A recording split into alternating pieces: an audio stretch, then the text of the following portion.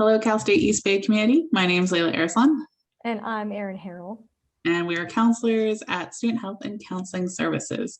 And today we want to take a minute to talk to you about coming out. And obviously, this is a very personal process, and everything that we share with you today are just some suggestions for thought and hopefully supportive to you. So we're thinking about how coming out is really on your own schedule, right? That there's no right or wrong time to do this, and that we want to encourage you to be patient with yourself, not push yourself necessarily to feel like you have to announce everything to the whole world at one time, particularly because sexual identity and gender identity are kind of fluid, and sometimes they take a while to figure out, and that's totally okay.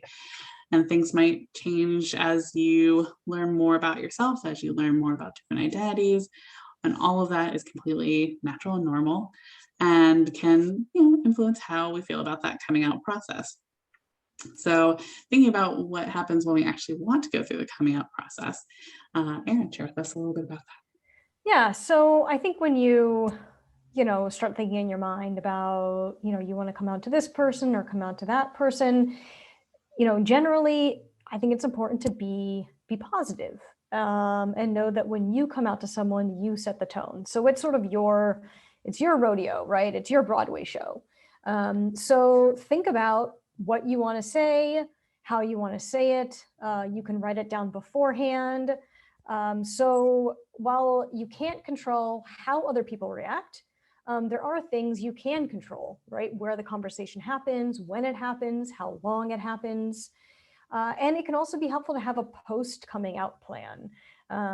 So someone that you might have in mind to talk to if things don't go so well, maybe a self-care activity like going on a hike or watching a movie or getting your favorite meal, to help, take care of yourself after a situation that maybe didn't feel all that great. Yeah, because these situations can go a lot of different ways. So I think it's also important for us to kind of be managing our expectations. Some people might take a longer time to digest information than others. So, it's possible that you're going to have wonderful reactions of warmth and affirmation, and sometimes it's not going to be that experience. So being prepared for the different situations that might come out, and having talked to people who have gone through a coming out process, I've definitely heard people say people that I thought were going to be really affirming were not able to be. People who I thought were going to have a really hard time with it were actually really awesome. So it might include some surprises, and knowing that people's first reactions are not their forever reactions. I've definitely heard many stories of people, I came out to a parent or a friend and they had a really hard time in the beginning, but were able to kind of come around and actually be a really good ally or support for me later on. So just know that whatever happens in the beginning is not what it's going to be like forever. And if, it feels good to kind of practice that coming out process with some, in a way that is going to be affirming, maybe coming out to a pet or even to a plant. I just want you to know that I'm queer. Oh, look at that affirmation validation. And, just, again, remembering that coming out is a choice, right? It's your choice. And, not everybody deserves to hear our truth. Not, maybe you decide not to come out in a particular moment or to a particular person. And that doesn't mean that you're ashamed or not really queer. It just means that you're choosing your battles, and you're being really intentional about whom you share your truth with. So in those moments, right, if you're in a particular class or a group or a situation and you decide not to come out, make sure you find places outside of that where you can be affirmed, where you can be seen, where you can feel validated for all that you are, whether it's a support group or friend groups. There's like tons of online events, with, Zoom and, and know that your identity is just as valid. You don't have to tell a bunch of people or come out to a bunch of people for it to be valid. It is valid just because you say it is so.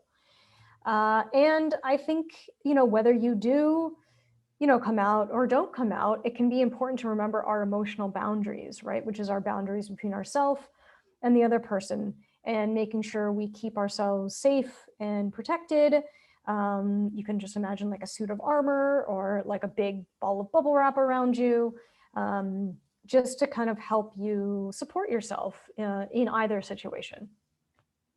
Absolutely. And remembering that this is a lifelong process, and the more that we do something, the easier it gets generally. And I think in general, what I've seen of the world is that I'm feeling like there's more and more places where I can feel okay to say who I am. And hopefully that will just continue for us, and we'll continue to have more and more spaces where we can be ourselves. But until, the day that all of us can feel safe all the time, wherever we are, we can keep giving ourselves that love and affirmation, because we are valid and we deserve that respect. And, we can get that from ourselves and from our friends. So thank you for spending some time with us today to talk about coming out. We wish you all the best. If you are going through a coming out process, we wish you luck with that and hope that goes the way that you want it to. And just lots of warmth and love to our Cal State East Bay queer community. Lots of love to everyone.